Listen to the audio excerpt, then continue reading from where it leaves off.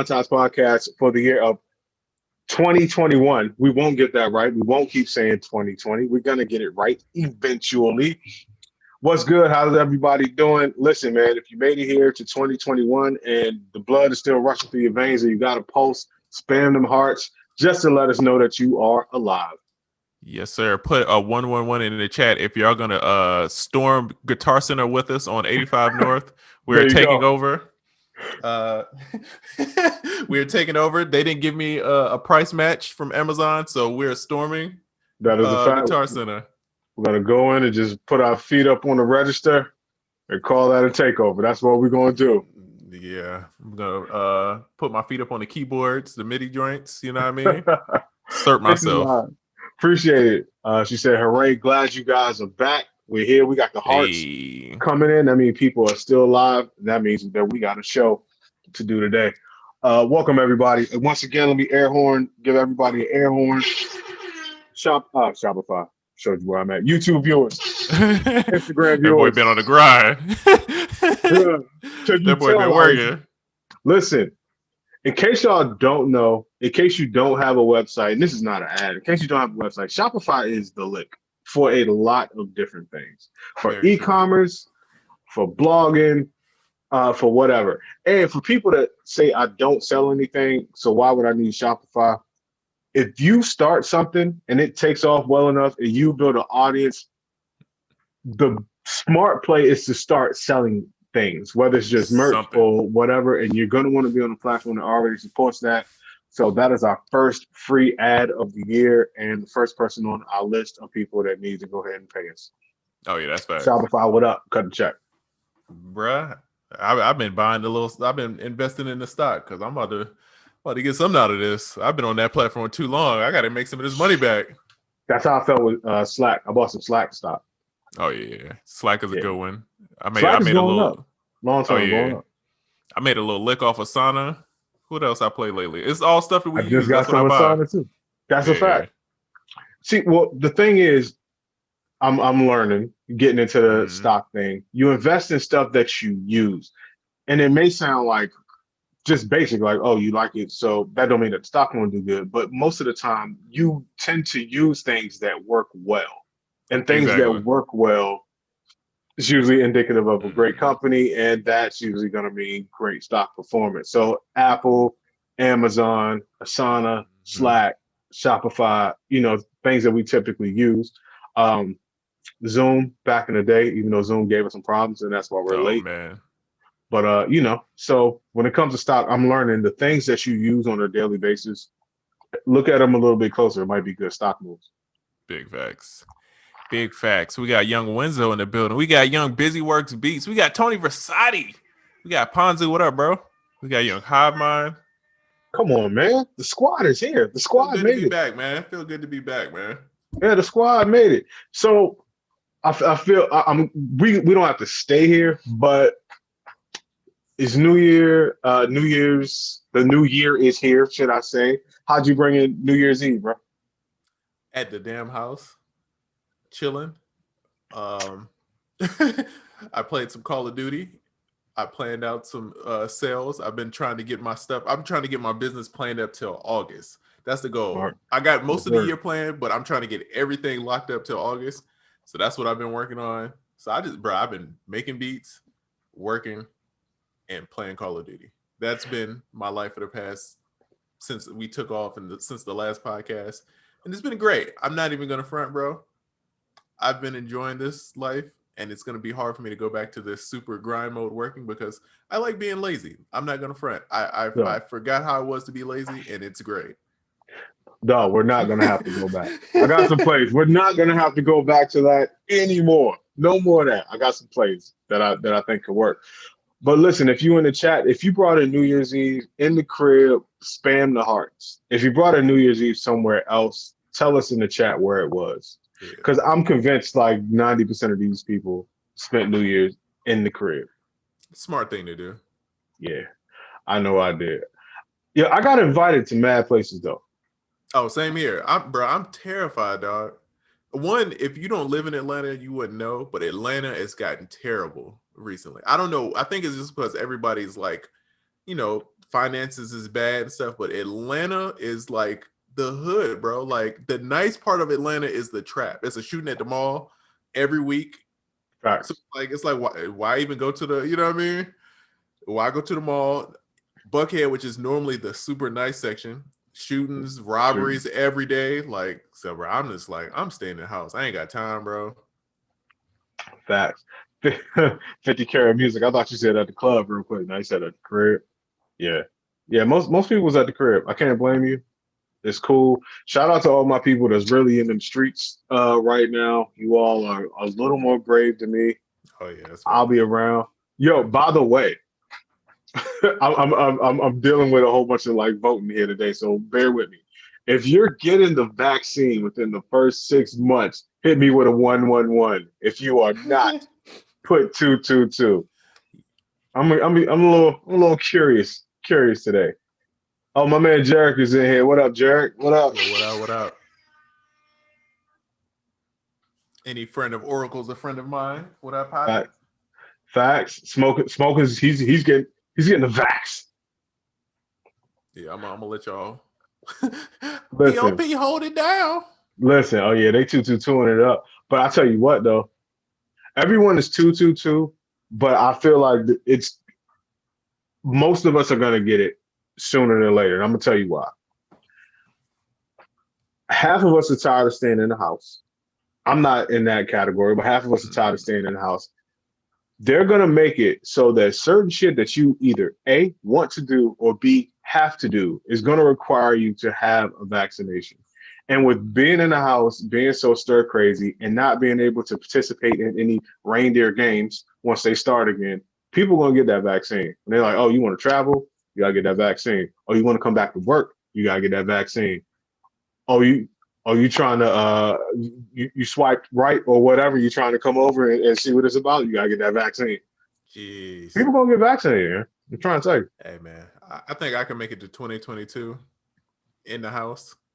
Luckily, I have a pretty cool house. I got enough stuff to keep my focus. I got turntables. I got a new gaming computer. I can make beats. I got a bike. Still fascinated in here. Bro, I got a bike. I'm cool, bro. I've done enough clubbing. At one point in my life, I was in a club every day for a year. No bull. Even major holidays, I was in a club damn near 300 in however many days it is. I forget 70. I don't even want to finish the sentence because I seem stupid because I can't remember. But you guys know what I'm talking about. But yeah. So I have enough clubbing. I've drunk enough liquor, smoked enough hookah. I've done all of that stuff. So I'm good with being home with the family right now. Bro, I'm kind of cool with it. But eventually we all gonna have to get it. It's gonna be something. They're gonna be like, yo, in order for your Ableton or your FL to open, you gotta be vaccinated. Now if they told producers that, oh, we running out, dog. Oh, you trying to bounce this MP3? Oh, bro. Slim, we diving vein first onto a needle. Just Slim, I gotta get this music out. Are you trying to render as audio? Come on, cuz you gotta get that shot, cuz. I don't know, man. Your beat don't sound vaccinated. You might want to go check your local doctor. Get that thing vaccinated so you can bounce this out. Oh, you trying to put something on the master? Yeah, dog. You gotta get that shot, cuz. Dog, it's gonna be wild. But I do feel kind of crazy. Like I said, people have been hitting me up to participate in a few things that I'm not able to participate in. And I'm like, all right, what's it gonna take for me to make it back into the general population for doing stuff that isn't essential? It's gonna take a lot. I don't know what you got to threaten me with, but it's gonna take a little while. Beats by J Black. What up, bro? What up, pimp? It's another Beats by Black in here. Versus. Like, Beats by J Black. What's up? You get that vaccine, bro? If they tell you that you can't use any NPCs unless you get vaccinated, you gotta get vaccinated one time for each NPC you want to use. J Black can get like 6 vaccinations. You only can use 4 pads on your NPC until you get vaccinated. So I had a question, and pardon me, I'm all over the place today, but I had a question. With everyone in here, with the exception of J Black, because this don't count for you. Can you live, and this don't count for you either, Triz, I know your answer. Can you live, or do you think the production community as a whole could live without pad controllers? Oh, wow. I know it's a random question. Mm-hmm. And I have others that are coming. So if that one got you, you might as well check out. But yeah, do you think the producer community as a whole can live without pad controllers? And the reason why I was thinking about that is because technically, with a keyboard, you could do everything that you could do with a pad controller. It just makes you play That is differently. true. Yeah. So could the production community live without pad controllers? Seeing some yes. Let's see. I don't have pad controllers. I do, but I always use a keyboard. Let's see. Yes. I'm seeing a See? lot of yeses. All right. I'm all about minimalism this year. So as a whole, we cutting out pad controls. Boom, they out. Now, Oracle? Wait, you? you know what? I'll be honest with you, bro. I'm gonna I'm keep it. shocked and I'm appalled. I'm gonna keep it 2002 and a buck with you. There's no need at this point for me. I realize I've been working for the last couple of weeks. Granted, what I've been working on hasn't been like making beats and all, but I have not needed a pad controller. And for the record, I don't count the push as a pad controller because even though it has 64 pads on it, it's like Okay. your DAW. I Those are like got you. clip slots, and so that's not a pad controller. Pad controller to me is an MPD 32, a machine, MPC, any of that. Beats by J Black said, I'm not in a safe place. That's what I'm saying. You don't count because I'm trying to see what we value as a production community now. What tools do we really need? Because you look out there, there is a sea of shit for us to use, consume, and create on, and it's all good. But if it came down to it, what could we do without?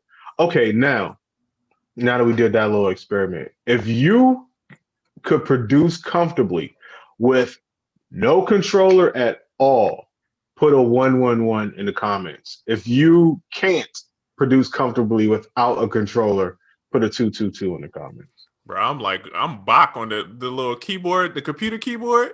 I already know about you, bro. Dog, I feel like I'm low key better on the computer keyboard than I am on a real keyboard, dog. There's certain people I know, like Cam Wallace is another one. Cam is a fool on the QWERTY, bro. Don't On the QWERTY. don't discuss that. Cam is not human, so don't discuss him here. He's not. I know. I'm telling you, there's some people on the QWERTY, man. They you know what I mean? The home rows, they killing, dog. Okay, so we getting mixed emotions, not mixed emotions, mixed input here. Some people are like, "Nah, I gotta have some type of controller." I'm willing to bet that the divide in these people has more to do with age than anything else. Oh yeah. As a whole, Yeah. I'm just gonna go out on a limb and say our older viewers, and no one here is super old, but I'm going to say our more seasoned viewers are probably the ones that can't live without a controller versus the younger ones who can. No, that's facts. Because I feel like I grew up in the cusp of everything, right? Like, so I started with like a sample, like SPs, and like I had an ASR back in the day, like, but I didn't have the keyboard. I had the Rackboy, you know what I'm talking about? Mm-hmm. So I had those. So it's like basically just not really having nothing, you know, running MIDI keyboards and stuff to it. And then Fruity Loops 4, it was really like when I started going crazy, you know what I mean? And like really making beats. So I grew up on either just MIDI keyboards or no keyboard at all. So for me, it's not even a thing for me. It's like, I don't even think about it. Like the drum pads was like fun for a moment. It's like, all right, this is cool. But it's never something where I'm like, oh, I have to have a drum pad. Because I never grew up making beats like that. But I feel like depending on where you grew up, what style of beats you made, it kind of dictates what equipment. Because if you were doing more like boom, I don't want to say boom bap, but more like hip hop, you know what I mean, more sample based stuff. I feel like the MP is like a must have. You grew up on that, you know? Yeah. I think I'm one of those people. I grew up sample culture, crate culture, boom bap. I'll say this: pad controllers saved my life because when chopping up samples, for some reason, when I made a beat, I would try to keep all my sounds within the first 16 pads. Like, even though my 2000 had banks on it, I never went into any other banks. I could have just had bank A, and I was good. I can only imagine if I had this an ASR coming up at that time, I would have had like 60 chops on every beat, and that would have just been overkill. So I salute pad controllers for that. Plus, pad controllers make you play differently. Like what I make on a computer, like with a keyboard, is one way, and is dope. But what I do with pads is just going to make me do something in a total. I'm really shocked by this, because the crazy thing is, I thought about the other day, if you look at my recent history on Amazon, I was gonna buy the little MPD pads just to switch it up, just to have something on certain days just to be different. And it's like, it's weird that I'm like thinking about getting one, and then you're like moving away from. It's like, I never thought this day would happen. I'm on I'm on Windows. Hey, what's going on? 2021 is scary. Listen, I encourage you to do it just because it'll switch you up, and you'll do some crazy stuff. But when I'm changing around my my whole setup all the time now, and I'm like, I'm really striving for minimalism this year. Like, just, you know, the shortest amount of steps, the least amount of equipment, the least amount of time, as minimal as can be.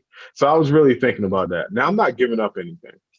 So if anybody thinks that's happening, it's not. And what people don't talk about, bro, I feel like when you traveling with all this equipment, it makes a difference. Oh yeah, bro. I was, I had the Renaissance moments where I was like going super crazy with the Renaissance. But when when I had to travel with that boy, man, I would be like, all right, bro, I'm back to mouse and keyboard, because I hated. I would go to Miami every 2 weeks. I'm going to LA. And it's like, bro, I didn't want to carry all this stuff around. You got to hook everything up, then unhook everything. Bro, I remember we would go to the Doppler, bro, and you bring in your desktop computer. Bro, Oracle had a whole. We would have to make trips like it's a grocery store. Studio. Hey, I'll pull it up. Somebody come help me with this equipment. Bring a dolly. Bro, you young. Come over here. Bring this in. Hey, Slim, hold on. Real quick. Nothing to do with me. Yesterday, dealing with minimalism, getting rid of stuff, right? Sold a couch yesterday. Too many couches in the house. Gotta get rid of some couches. Do not ever come to pick up a couch from someone by yourself. Oh yeah, they asking for trouble. Because then you the automatic volunteer. Bruh, I had a bet going on with my wife that this man is going to show up by himself. And I'm like, I would help you, but that's going to increase the price. I charge $1 an hour, 100-hour minimum. Okay? Listen, just, yo, I ain't gonna lie. Homie was like 89 pounds and showed up with a sleeper couch. It was the steps? Not really. Okay. Not too many. It wasn't like way back in the back of the house or down in the depths of the house, but still. My man said, I got a dolly. He had one of them little flat jumps that just go on the ground. Not even like a stand up, lean to jump back one. He had like the little skateboard dolly. Oh man. I was like, bro, the hell. So yeah, I ended up having to help him. But I know for next time, you show up by yourself, I'm not opening the door. And then you gotta help him, because you don't want him to like ding up your crib. You know what I mean? So it's like you gotta make sure stuff go right. Facts. But yeah, I just thought I should share that. So let's see. Someone said thinking about that new MIDI keyboard they're advertising on social media lately. The one that glows, the glowy boy. Don't they all glow at this point? No, this one is like very glowy. I said gloomy. Very, very glowy. It's like I think it teaches you songs and stuff, but okay, got you. All right, I got you. Oh man, so we've been going away. We've missed quite a bit, man. First, I guess where you want to start? You want to get the sad stuff out the way, or do you want to save that for later? Yo, man, let's just go ahead and get it out the way, and that way we can wild out and have fun for the rest of the show. Are we starting with Young Doom? Yeah, man. R.I.P. man. Doom died. That one Yes, caught me indeed. off guard, bro. I think I saw it because of Jay Black. Jay Black had posted it, and I was like, "What is going on, bro?" Right, Yeah, right. super sad, man. Doom to go out. Um, First of all, him passing was just it took everybody by storm. But then you start looking at all the correlations, like they say he passed on Halloween, Mm, which if you know anything about Doom, for people that know about Doom, he was a mysterious. rapper's rapper. He was a very mysterious guy, Mm, and he wore a mask. So for someone to pass on Halloween on a day when everyone has to wear a mask in the year of 2020, where everyone does have to wear a mask mm, like it's Halloween every day, it's a very Doom type of year. It's a very Doom day to go and to announce it on the last day of the year like they did. I don't know whose idea that was, but very, very yeah, doomish. yeah, they kept it Um, low. yeah, man. So R.I.P. to a legend. He didn't live in the States anymore, I heard. Oh, okay. That might Yeah. explain how He they lived kept it like so low. Bahamas or Grenada or somewhere else. Yeah. Yeah, it's bro. He was just it's crazy his influence, bro. It's like I don't want to act like I was riding around listening to Doom all the time, but I understood the influence and I understood of like how big the sound was and like just like him being a character, like you know what I'm saying. This is like, dog, it's crazy, man. It's sad, man. I feel like 2020 was one of them years of just like, bruh, enough is Yeah. enough, dog. I'm sick of hearing sad. You know what I mean? It just hopefully 2021 is better, which I don't know by the start, but Bruh. I'm hoping I ain't gonna lie, 2021 came in like, yeah, this is not a half day or anything. We coming in hot. 2021 is like Jeff Hardy waiting to get tagged in by Matt Hardy. Like they got the ladder, you know what I mean? It's like Yeah, yeah, it's yeah. a WWE match, you know what I mean? He ready to do the Swanton Bomb in. Coming in hot, bro. Coming in hot. So did you go to the Capitol the other day? Oh, I didn't, bro. I You missed that didn't? one. Oh, Bro, yeah. it's times where I'm glad I don't live in Virginia anymore, and that was a time where I was like, I'm glad I'm not in Virginia right now. I'm glad because I'm sure the vibe is a little off in Virginia. Yeah. Bruh, I was about to be right there. Technically, I was supposed to be right there on that day. And I said, no, we're not going. We're not doing that. Never felt better about a decision in my life. Bro, that's facts. Yeah. Yeah. Somebody said, ain't starting no better. Yeah. I mean, 2021 is 2020 cousin. You know Yeah, what I mean? man. Might not be as hostile. We don't know. But, you know, we could hope. We could hope. So, Fiction Live said, I'm already ready for 2022. Uh, something. Yeah, this is Damn. crazy. Yeah, and my brother says definitely off in Virginia. Yeah, and see, we grew up in country Virginia, so I'm sure the vibe is it's not DC off because I'm sure that energy is different. But the where we grew up at is where the DC people came from. You know what I'm saying? Yeah. So it's a different vibe, man. It's gonna be a real country redneckish kind of vibe going on. So be safe Yeah. out there. Be cool.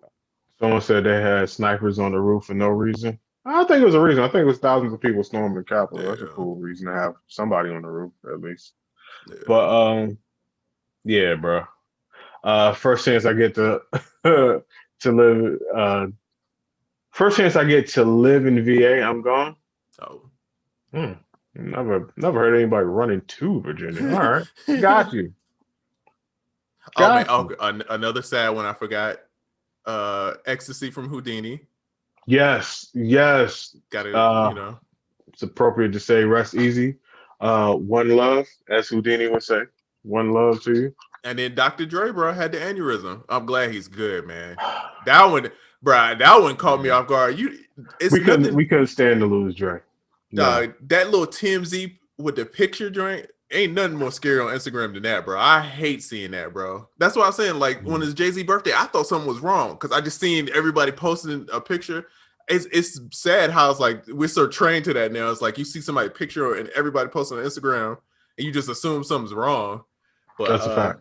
Yeah, I'm glad Dre's cool because that would, bruh, I would be sick, bro. You know what I mean? Yeah, not like we could stand to lose anyone at any time, but Right. we're not ready to lose that legend right now at all. So speedy recovery to Dre, R.I.P. to Doom, R.I.P. to Ecstasy. Man, Yeah. come on, 2021, let's get it. Yeah, give it some positivity. You know what I mean? That's a fact.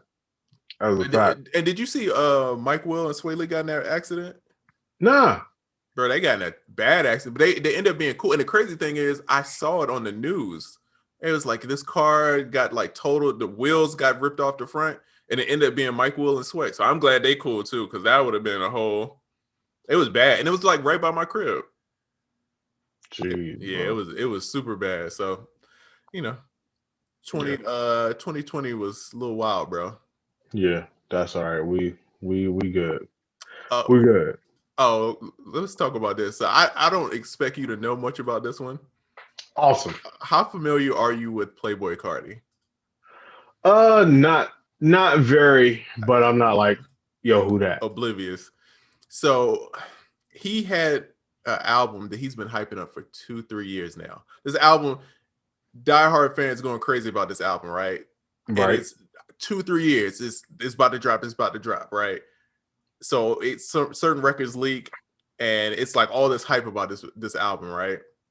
Then it's this new guy named Mario Judah, right? Who has a song that is very hilarious. I'll send it to you afterwards. It ain't no way. If I sing the song, it's getting demonetized. It's one of those, but got you. He's like a punk rock rapper, right? And he starts saying, hey, if you don't drop this album, I'm going to make the album for you, right? Huh. Genius. That's genius. Marketing business, like genius marketing play, dog. So he makes, that's genius. Carti doesn't drop the joint. He makes this album. And it's low-key fire, bro. It's like a little EP. Does he make it as he makes it Carti? As Carti. Got you. And it's fire, right? And so for him, it's like a boost. It's like, bro, this is like crazy. Dog, Carti puts out the album. Trash. The worst album I've heard in I don't know how long, bro. It sounds like the album was done 20 minutes before they dropped it. It's so bad, bro, of how horrible it was. And I was like, bro, and he still sold 125. Yeah, off of fans alone. But however, next time you come in with an offering, I don't think they're gonna be so quick to take it. Yeah, it was just a weird. I've never seen somebody be like, "Yo, if you don't drop this," that's like me saying, "Dr. Dre, if you don't drop Detox, right? I'm about to make Detox." You know what I mean? And so, Homeboy's album was better than Carti's album. Playboi Carti's album, and he copied his style. He did it on purpose, and still finessed them. I was like, "Bro, this is some wild." It's a record on that it's Playboi Carti and Kanye, and it's the weirdest beat. It's a beat that I can't tell if I like or love. I mean, like it's like I love it and then I hate it. It's like weird. It's very Kanye-ish of it's two separate beats and they like chopped it together somehow. It's not a fan. Kanye on his divorce beats right now. But it's so interesting that I can't figure it out if I like it. I've listened to it like 10 times. I'm like, I don't know if I like this. But I kind of like it. You know what I mean? But yeah, I just thought that was a very interesting play of how that happened, bro. So wow. Yeah, be careful. Don't build the anticipation for something that long because it's never gonna please people. This is never gonna happen. If he would have just dropped it a couple months ago, it wouldn't have been that bad. But it's 2-3 years of hype. Kanye's supposed to executive produce this joint. It sounds terrible. Okay, if it's anything I've learned in the last, I know where you're going. I know in the last couple years of living, it's two things. Number one, anything that's hyped for 2 or 3 years is inevitably going to be disappointing when it does come. And number two, anything executive produced by Kanye West, hold your applause. Just hold your applause is all I'm saying. Listen, man, that's unfortunate. And it makes me feel a certain way about waiting for Coming to America too. But that's a whole different story. Yeah. So what's so I take it homeboy that made the mock album, he's up. Oh, he's Playboi up. Carti, I'm pretty sure is receiving slander all over the internet right now. Oh, and when he dropped the album, Iggy Azalea came through with the Bad Father super slander at the same time. I heard about so that. it was just bad. It was just ugly on the internet for him. You know what I mean? Hey, listen, man. Dust your shit off, get back in the game. You know, That's right. Hey, everyone's due for L at some point, and he's not a new artist, but he's early enough in his career where he could shake it off, get back to it. You know, he know what he did wrong. He should. Okay, this is my thought, and you. Matter of fact, no. I'm gonna ask everybody in the chat. Do you think he should put out another album as soon as he can? Yes or no? Ooh, Eminem. Because you remember Eminem put out that really bad album, and then he dropped another one like 2 months later, and it was like good. Yeah, because I noticed a lot of people taking that route, and I'm not really mad. Yeah, you gotta give people something. Hold on. Beats Music said, when I said Kanye making divorce beats, Beats Music said divorce beats. That's the name of this episode. Oh, man. Hey, I'm not mad at it. Yeah. Zulu said it was a lot of anticipation for Astroworld, and he don't think that disappointed. Nah, that's true. It did not. That came through. Wait, but how long was Astroworld hyped up though? It was a while. Was it 2-3 years of a while? It might have been, because Travis is known for like super hyping albums for a long time and then drop. But Travis is a perfectionist, and I think it's different with Travis because Travis is a producer first. You know what I'm saying? So it's like he gets it, bro. Like I don't really expect him to make bad albums. Like he's one of the few that's gonna make quality every time. He's gonna kill it from the artist side and the production side. Oh yeah. I feel like we're gonna look at him. He's gonna be like how we look at, I don't want to say like Kanye, but he's gonna be up there in those, like, we looking at him 10 years from now, like, bro, he's still going, dog. Like he still ain't missed a beat yet. You know what I mean? Facts. Okay, so Zulu Child had a question, a DAW question. He split it into two. I think I remember the first half, and I'm looking at the second half.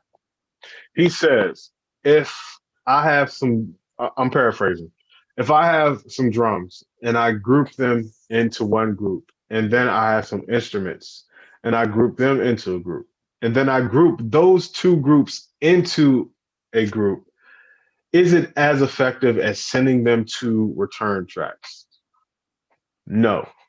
Not that it's not more effective. I think it is just as effective, but you actually have more options because they're going to be groups. I just feel like you'll have more options, and I know that you're an Ableton user. I can't even tell you what those more options would be, but I don't think that's a bad move. They won't work exactly the same as return tracks, even though you could set them up like that. But it's kind of a roundabout way of doing things, but I don't see why it wouldn't work. Do you mix like in like your music in a group and then your drums in a group and your bass? Sometimes I go all in. I at least put all the drums in a group. Yeah. For sure. Instruments, not all the time.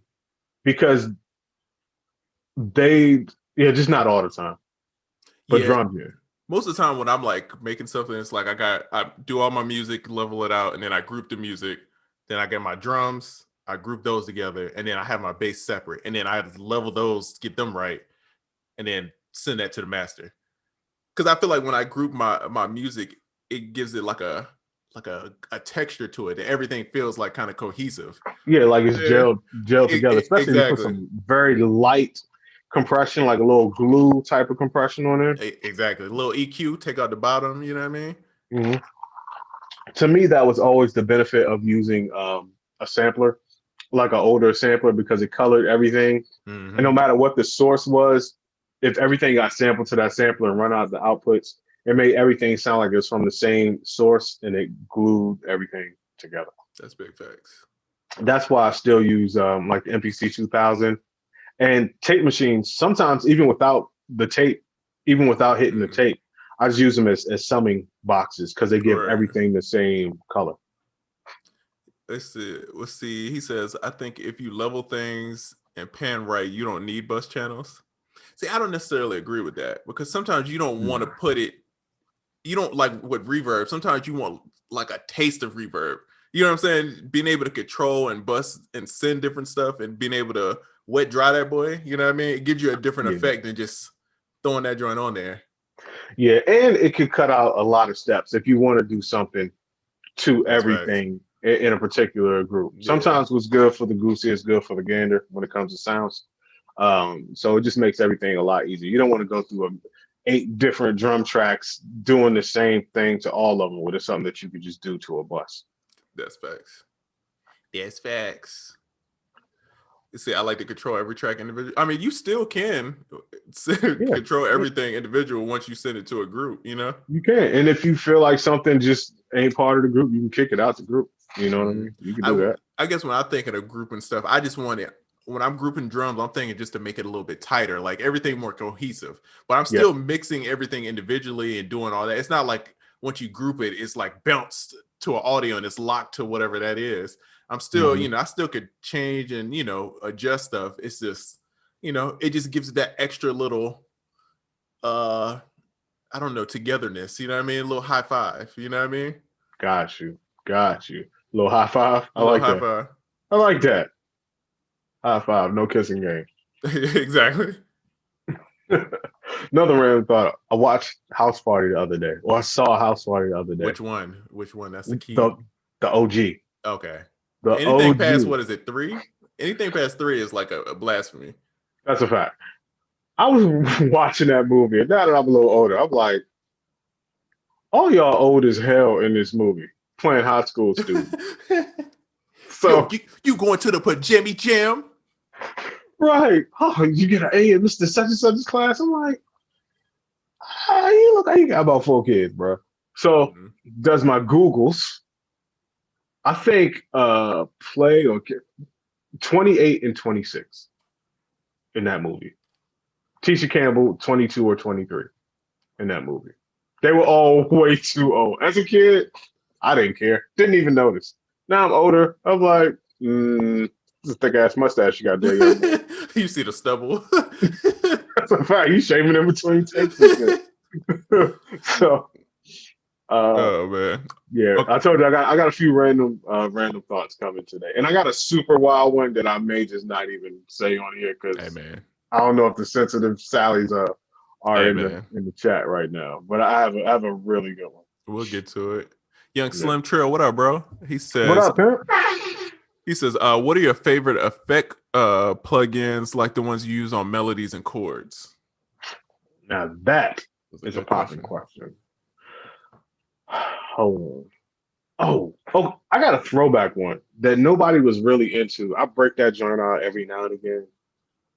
Nitro by PSP. Ooh. Bro, when I tell you that is an old joint, but it was one of the first amazing multi-effects plugins I remember getting back in the day. And I actually used it the other day for something that Realistic and I got coming out. Oh, that's right. And I was like, go ahead. Yeah, my dog on his Mitchell and Ness. That was a throwback right there. Oh, I ain't heard that one in a minute. Definitely. PSP by Nitro. I'm gonna throw that in the ring. What you got? Oh man, you know I'm Kyle Beats the drip one. Really good. I'm not mad at that one at all. Swivel. And then I've been using I want to say I'm pretty sure a Swivel. I'm because he sent it to us in the chat. The voice one. God, what is the name of it? Oh, hold on. See, it's the vocal one. Yes. The sauce. Swivel. Yes. The sauce. That one's really good. So I've been using those a lot. You know, trying to help the fellow creators out here. You know what I mean? So I use those a lot. Of course, EQ is your best friend. Facts. I mean, RC Color. I mean, it still goes ham. You know what I mean? Yes. There's another one. shout out to Swivel again. There's another one that if you can get it to work on your computer, that's how you know I'm starting crazy. If you can get it to work on your computer, it's a multi-effects plugin called Adrenaline, and it's by I think Roger Lynn. I forgot how they spell it. It's a dope multi-effects plugin. However, they kind of came out with it and then abandoned it without updating it. Oh, So son. it's riddled with problems, and the CPU usage It's is ugly. through the roof, bro. When I tell you it's through the roof, it is through the roof. But it's so dope. I use it a lot on Spacewalk. When I was doing the wet versions of stuff on Spacewalk, I used it a lot on that, and that's what that plugin is. What makes Spacewalk one of my favorite sample packs that we ever put out. Oh, and I'm gonna throw this out there, bro. This is where I talk and get the sponsorship. Okay. Whoa, pull the mic up. Oh, whoa. So me and Oracle, we talk about this company. They gave my homeboy a shout out. They gave him a little brand deal, right? They gave Diego one. I'm just saying, I think we should do some work together. Cable guys, I love your products. You don't make bad plugins. Every plugin that you've made, I love. Let's work. Let's do something together. We can clip this. We're gonna talk about it. We can throw it on IG. But cable guys, let's do some content together. I want that new plugin. It looked kind of cool. You know what I mean? Let's make some things happen. I would have to agree. Cable guys, your commercial goes here. Yeah. That'd be dope, man. Hook it up, make it happen sooner than later, and make it happen in halftime. One would say. Ooh, yeah. They sent Diego the new plugin they got. And that joint looked a little crispy. No, cable guys don't miss. Yeah, they get it. They haven't missed. I got put on the cable guys when they came out with a synth called Curve, and ever since then, I just been on that Curve. Then they had the reverse joint. They were one of the first people with like a real-time reverse type plugin, and they have not missed since then, ever. So shout out to them, man. Creative B214 says, play a beat. Don't tell me what to do. Okay, no. I just felt like no. The answer is no. Not playing a beat. No, not gonna do it. Not gonna do it. Shaperbox, yes indeed. Shaperbox 2 is fire. Young Simba, what up, bro? What up? Name still fly for no reason. But anyway, let's see. I never bought anything cable guys. What's best start with? Halftime. Yeah. It's like $14. It's $12, I think. Yeah, you can't go wrong. Halftime is the greatest of those joints. Like, Gross Beat is great, but it's a lot of stuff that you're never going to use in Gross Beat. Gross Beat to me is like Omnisphere. It's great, but it's a lot of stuff in there that you're never, ever going to use. And you got to sort through it. You know what I mean? Yeah, not a huge fan of... not that I'm not a fan of Gross Beat. There are just too many other things. Yeah. There's just too many other things. But halftime is the greatest halftiming of the halftimers. Facts. And then Shaper Box is not bad. Because I would have said Filter Box, but you get Shaper Box and you got Filter Box and everything else. They're all good. I'm not gonna front, bro. I don't think they have a plugin that I don't like. And I cashed out and I bought the Sound Toys bundle. I bought everything. I finally did it. You know what I mean? Yeah, I was being cheap, but I just went and did it. You know what I mean? I bought that joint for no reason. Don't use any of it. But it's something you just gotta say that you have. Yeah, it's one of the ones you gotta have on deck. You never know. Yeah. Someone said Ableton over everything. I'm not mad at you. Dog, this Ableton 11 though? It's fire. Man, I cannot go back to Ableton 10, bro. Dang. I cannot. It's amazing, bro. Everything about this joint is amazing. Ableton 11, listen, Ableton, damn it, you did it again. I'm going to declare Ableton 11 the DAW of 2021. And we only, 8 days into the year? Oh, sad. I'm going to go out there on that ledge and just say Ableton 11 is going to be the DAW of 2021. Because who going to check them? Who got something coming? Who going to jump out the stands? We know who it ain't. That's a fact. Logic, no. Curveball, y'all like that one? You know what's crazy though? So my brother, he's making. Shout out to B man. It's today is his birthday actually too. Shout out to for real? Yeah, shout out. Hey, my dog, like, you know what I mean? So he's learning Ableton. I finally got him on Ableton, bro. And so he's asking me questions how to do stuff. And bro, I haven't been on Ableton in like a year. So I forgot half the stuff, bro. I'm like calling Oracle, like, that's right. How do you do this? You know what I mean? So I'm gonna get back on Ableton, man. I'm gonna make a couple beats in Ableton. I ain't gonna front though. I've been loving Fruity Loops, dog. I love Fruity Loops, dog. Like Ableton, all the respect in the world. I love Ableton for what it could do. I just like the not thinkingness of Fruity Loops and being able to zone out and just do stuff. I feel like with Ableton, there's so many options. I distract myself sometimes. Like I'd be like, oh, well, I wonder if I do, and then I go off on a tangent doing Fruity Loops. I know I'm sitting there, I'm making 6 beats quickly. Got you. And they all gonna be OD ignorant. Got you. All right. I'm gonna just say this. B, happy birthday. Your brother's a trader. Holler at me if you got any questions about it.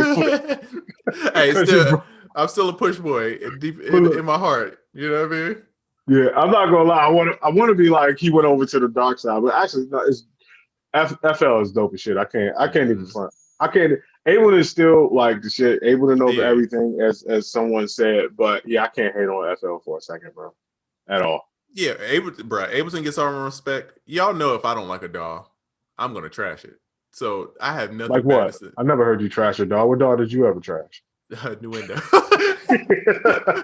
Just DJ Toop just popped in my head. Like, don't say it. Don't say it. Don't do it. I'm looking scared to see Toop in the studio. He's like, you don't want us talking trash about Reason. Like, no sir, no sir. Wait, they trying to get you riled up. Smoking Aces said Reason killing the game. I heard. Where they do that at? Who said that? I don't know. Whatever games are killed. Apparently. Who said that? What game they killing? Whatever games. Oh, see, they forced me. They forced my hand. No, you ain't even have to do all that though. See, he said, "Let's not give you a reason, Triza." But I like that one.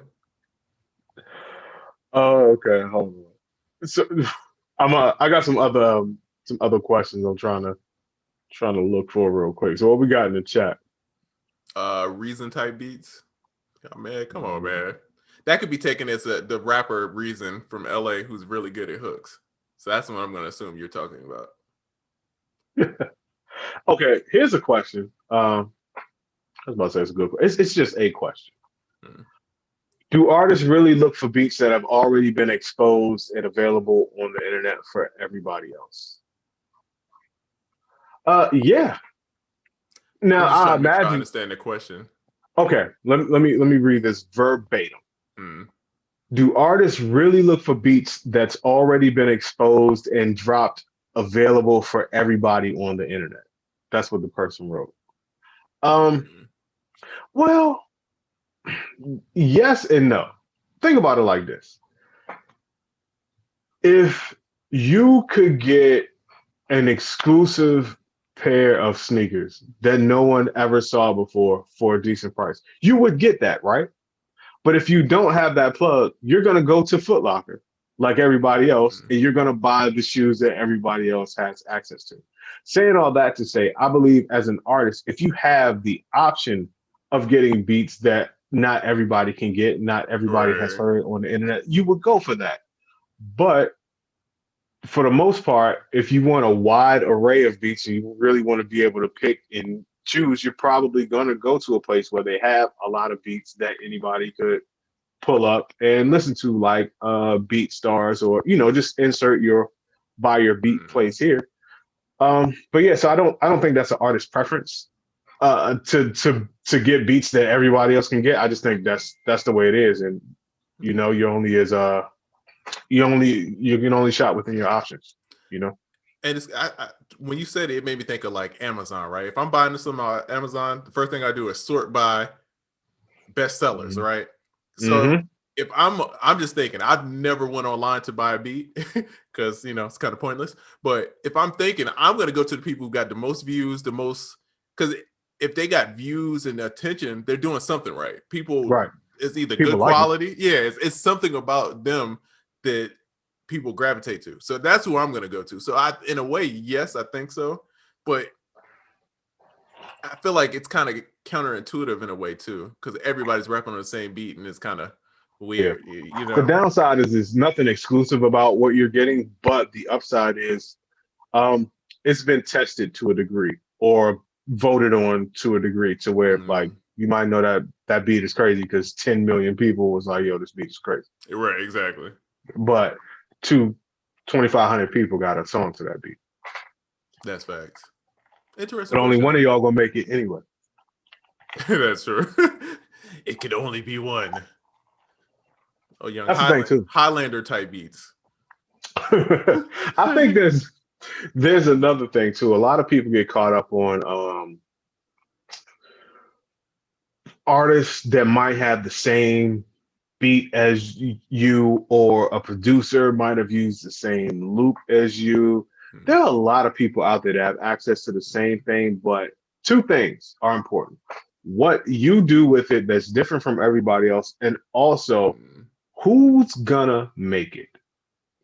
If 2,500 producers use the same loop, how many of those beats are even gonna get heard outside of that producer's friend group or following? And then out of those, how many of those people are really gonna make it to a level where, let's just say, the masses or the general public will be able to hear it with a major artist or something like that? Like, a lot of people, I feel, a lot of producers are worrying about something that's just it's kind of far off. They worry about step 52 and they ain't got the step 3. Facts. Exactly. That's exactly what I'm saying. So yeah, you and somebody else could have used the same loop, or y'all got the same sample pack. Well, why are you getting bummed out? Because I mean, statistically speaking, it's not to be harsh. Statistically speaking, neither one of y'all are going to make it unless somebody steps it up or has great luck or just whatever. But just statistically speaking, neither one of these beats are going to make it. So stop worrying about that. Use the tools that you want to use, make what you want to make, and above all else, work super hard to make sure that none of that is in vain because no one gets to hear it. Like, work your ass off to do what you got to do to be on the top or to get heard. Because the people on the top aren't worried about shit like that because they know they're going to get heard. You know what I mean? So worry about that first. I just don't understand the separation people have with sample packs and then regular samples, because nobody's like, you know what? They sampled this Earth, Wind, and Fire song 5 times, bro. I'm not even gonna sample it. Nobody thinks that, bro. They like, yo, I hear a chop, I'm gonna chop it, I'm gonna make this beat. But with sample packs, it's not the same thought, even though sample packs are intended for you to sample. They're made for you to sample. Earth, Wind, and Fire didn't make that song for you to chop it up. It just happened. Hey, we made a jamming song and it's dope. You get what I'm saying?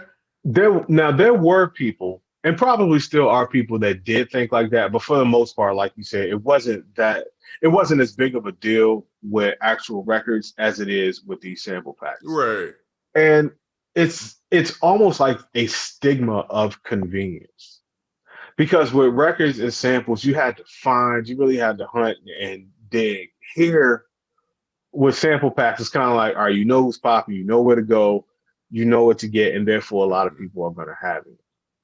Man, listen, fuck that. It doesn't matter. Just kill it. Yeah, just make dope ass music, and stop counting yourself out of the game. Like, oh man, I heard such and such use that sample pack, or my man used that joint. Your man, so what? Your man's not gonna make it. He's not. He's not. Be confident, man. Just step your game up. Hey, I'm about making a great song. Jay, shout out to Jay, my old manager, my homie. The one thing he always would say is, yo, make a good song. It'll find a home. Just worry about making a good song. Don't stress about any of the other stuff. Don't stress about sample clearance. Make a good song. There it is. And then we'll figure the rest out when we get to that point. That is your job. Your job is to make dope music. Mm-hmm. And stop finding ways to count yourself out or not use something that you believe in. Because I do think that that's one of the worst reasons ever. It's like if you go to a store and you buy a shirt, there may be five people looking at the exact same shirt in the store. Are you like, no, I'm not gonna buy that shirt because I know five people at least in the world that's gonna have that same shirt on? Nah, you're not gonna be anywhere around them same people. You're not gonna show it to the same people, and you really have to have the mindset like, shit, none of y'all gonna look as good at this shirt as I am. I'm about to dress this Anyway, joint up. I'm finna kill it because I'm I'm about finna to put hit it with Excel. this, I'm finna put it with that, and that because it's a lack of confidence. It signals a lack of confidence to me when someone's like, man, such and such use that sample. It's like, unless that shit came out and it was a hit and people knew about it, don't even matter, bro. Does not even matter. Letter L says, hold on, let me scroll up so I can get it. He says, nobody asks how a hot dog is made. They just enjoy it. Dog, yeah. I'm getting out of that. I'm getting out of that category though. That's a little. That's like the McDonald's McNuggets. It's like, but once you know, it's no going back. That is a fact. Yeah, that's a fact. But yeah, don't worry about stuff like that. Yeah, it's such a. I feel like it's like a very juvenile thing to be worried about. Shout out to Junior. You're right. At this point, dog, whatever's gonna make the song great. If I got to use the same loop, I didn't use in a beat. You know what I'm saying? 5 times. You know what I mean? Hey, run that joint back. It works. You know what I mean? Yeah. Let's see. No, I'm not reading that question. Says, we all got the same ingredients, but we're gonna all cook up differently. That is facts. There you go. Come on, man. You know what it is. You gotta put your sauce on shit. You know what I mean? It's like, oh man, Gordon Ramsay used the truffle butter. The truffles. Get that out of here. No way you use truffle butter. Okay. Oh man, that's funny. Here's a throwback question here. Does Scratch Magazine trick anyone else into crazy equipment purchases? I have yes. Well, no. Not me personally, but I know people. Oh, definitely. It definitely got me. And it would have got me. But honestly, at the time when I was getting Scratch magazines, I didn't have the money for any type of real equipment. I think I might have had an MPC still during the Scratch days. And I got my first credit card to get that MPC. So had I had the means back then, Scratch Magazine would have had me all over the place, looking crazy as I don't know what. But fortunately, due to pocketual limitations, no, not me. I know people was buying that MV, the MV 88. All they sales came from Scratch Magazine, and they owe people for that. They need reparations for that, boy. Damn, not reparations. Because that joint was trash. You ain't right. That's funny. Shout out to Scratch Magazine, man. Bro, I wish. I mean, I don't know how you would do it in this time with because even blogs aren't really popping. But I've thought about this. How do you take that same feeling of knowing certain? Bro, I bought 2 copies of every magazine. As you can see, I'm a fan. I have a art that I drew of Scratch Magazine. Yes, indeed. 2 of every magazine, one to cut up and put on the walls, one to keep as like a souvenir. You know what I mean? It's just that magazine was influential, dog. So I wonder how you could get that same feeling, but with the modern kind of stuff. I don't know if it's possible. Yeah, dog. I have a super wild take. I don't know, man. On this show, how crazy can we go this year? Let's do it. I got a really wild take about the magazines and cutting magazines up and putting them on your wall. As a young youth, don't judge me here. Let's say when I shared this with my friends because I thought I was a genius for this. When you first get into your first sexual arrays of being a young youth, right? You all come up with your methods of how to hold on, right? How to hold on longer. Listen,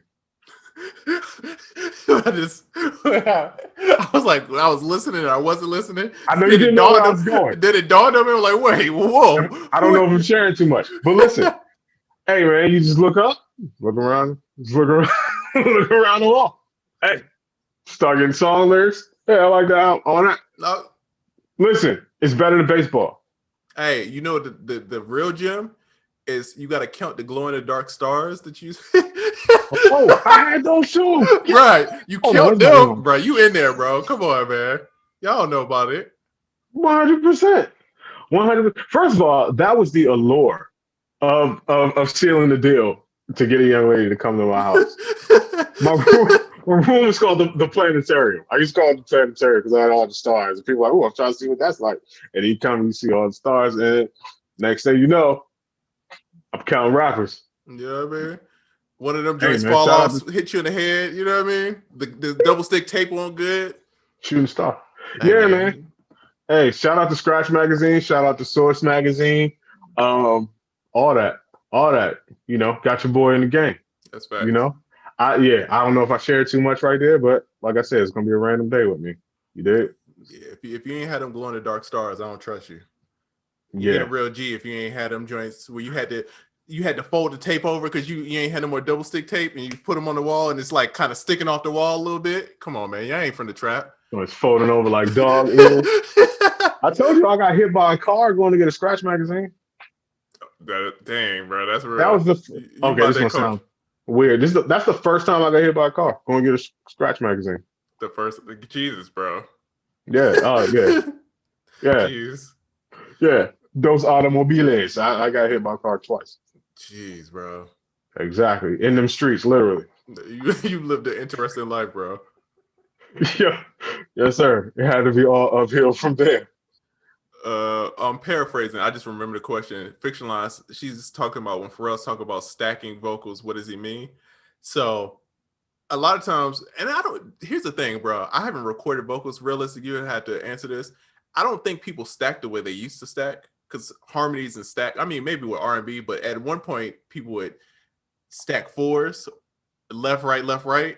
Oh yeah. Or they would do the three. They would do left, right, and then a center one. Yep, left, right, center. If you were being lazy, it went from the fours, and then more modern stuff started being the threes, and then I don't really hear people using harmonies like that as much. Even with rappers used to do the verse, and then they would double it, and then they would do the ad libs, and they left, right, pan them boys.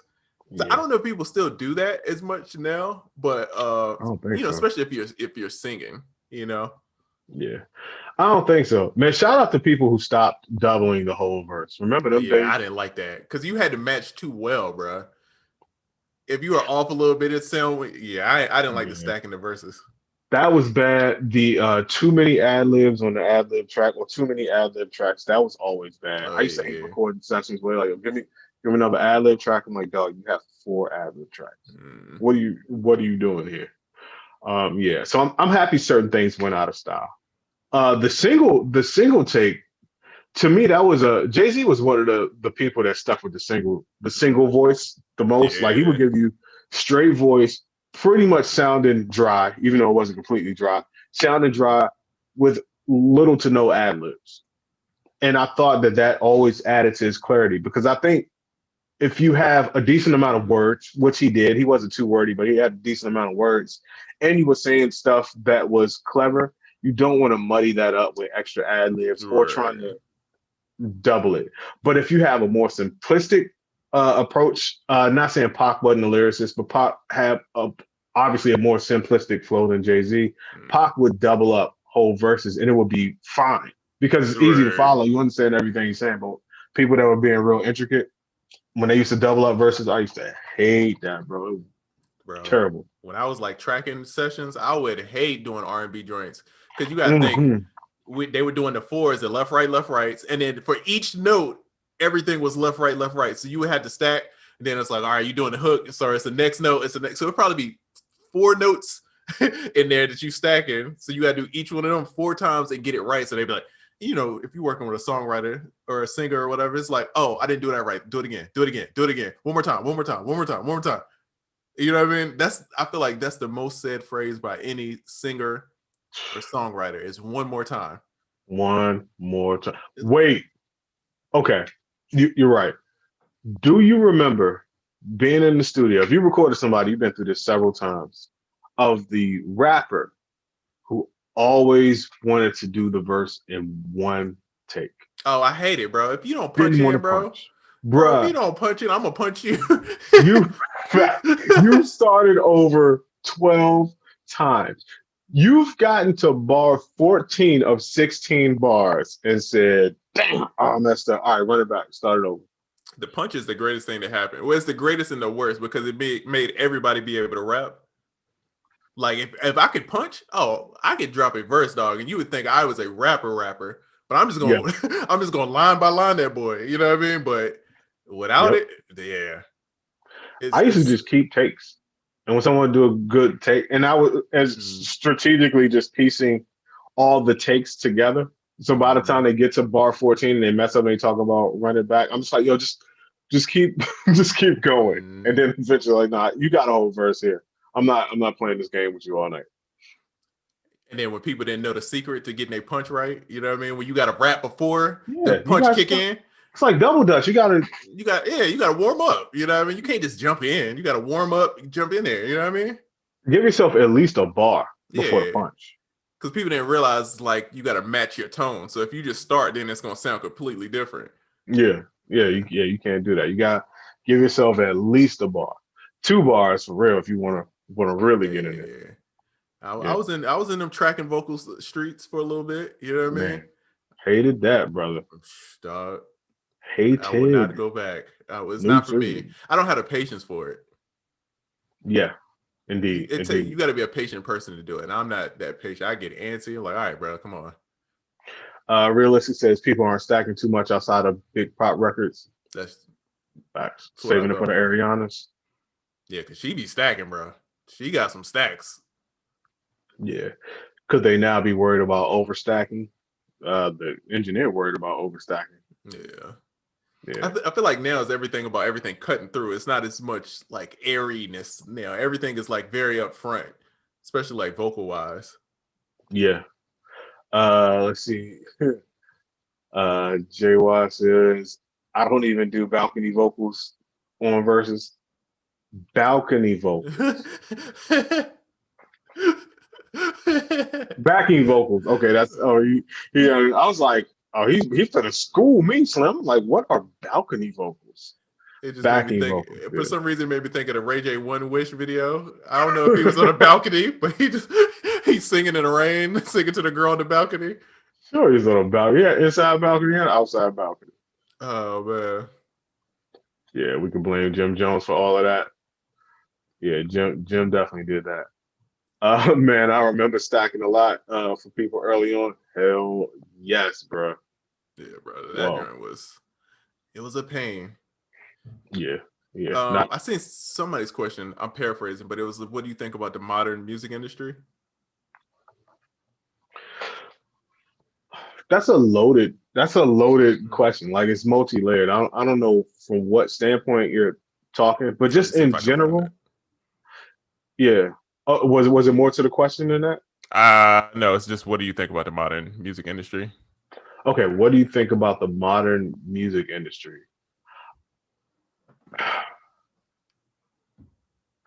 I feel like it's just a different version of the older music industry. Yeah. I don't know how much sense that's making to some people, but it's same game, different players. Mm-hmm. You know what I mean? Like, and people are like, well, now it's streaming now instead of physical stuff. But even when it was physical copies, the label was doing certain tricks to sell more copies, and artists had to do more things to sell more copies. And now with streaming, it's the same thing. You just got to do different things. Labels are still doing different things to sell more copies. Artists are still making bundles and doing other things to sell more copies. I feel like music in general, especially our music, it's remained the same over a long period of time. Like, for instance, and this is something that no one really talks about. You know how, like, all right, if you're older if you're past a certain age, you will hear people being like, "Oh, the music of today, or the music that young people are making, I don't really like it," and all of that stuff. And I'm not mad at that, but people say it with like it's a revelation. And I'm like, yo, look at how music has been throughout time over decades and decades. Once you get to a certain age, something in you is not really going to like what is new. It's the same reason why your parents thought that rap was stupid. It's the same reason why their parents thought that, I don't know, James Brown or Anita Baker or Bobby Brown or whoever was stupid. You know what I mean? Like, it's the same thing over time. Every generation thinks that the following generation's music is stupid. They dress stupid, blah, blah, blah, blah, blah. I just think I'm more surprised that I see people acting surprised when this happens. Like, that's the cycle of life. That's the way it's supposed to go. But I think if you understand that, like, I feel like I understand that to a degree. I don't think anything is stupid. Because I can see people like, oh, music today is dumb. And they don't rap anymore. And the beats of this and the shit of that.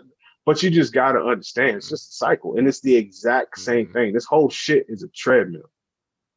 The whole shit is it's just the same thing over and over again. And I don't really want to go off on too much of a tangent, but I'm kind of blown away by people still being surprised or turned off by the younger generation's music and wondering why it doesn't fit you. It's not for you.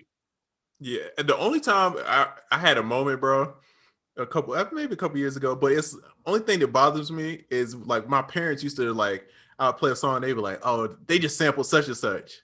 And now that they're sampling songs that I grew up on, that bothered me. I ain't gonna front. That one hurt my heart a little bit. I'm like, no, what are you doing? No. This song ain't that old. They ain't old enough to sample, but it's part of the cycle, bro. I was the same kid listening to the record that, they flipped from my parents, and it's like, and then my daughter gets older, she gonna be listening to records and they gonna probably sample Miguel or something. I'm gonna be like, no, what are you doing? They gonna sample Uzi.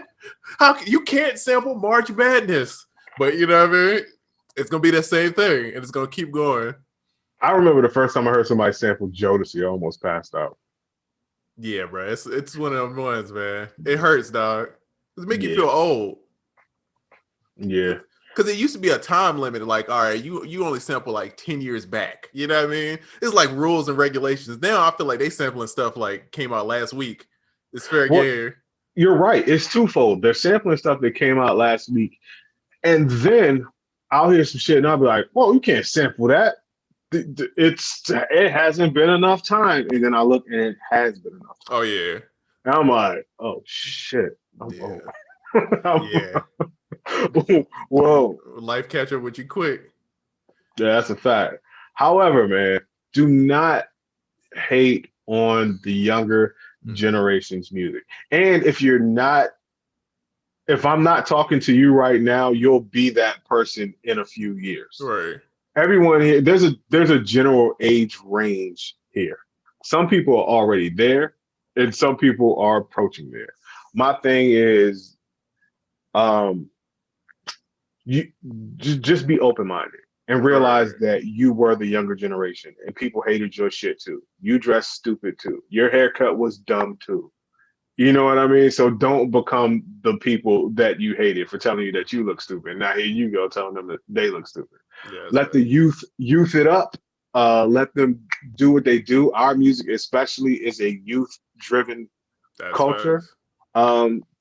Don't douse the fire, man. Let that shit burn. Let the young people do whatever they're gonna do, and you go somewhere and do whatever you gotta do too.